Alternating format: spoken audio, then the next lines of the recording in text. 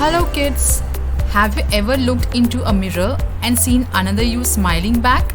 Or dropped a straw in water and thought, wait a minute, is my straw broken?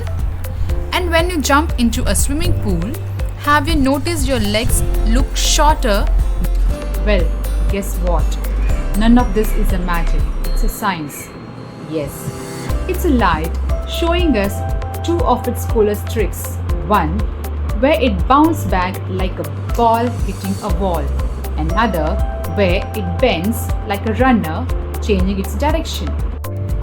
So in this workshop, you will not only know the secret behind it, but you will also be able to do these light tricks by yourself. So why are you waiting for? The seats are getting filled. And don't miss a chance to know the wonders of light.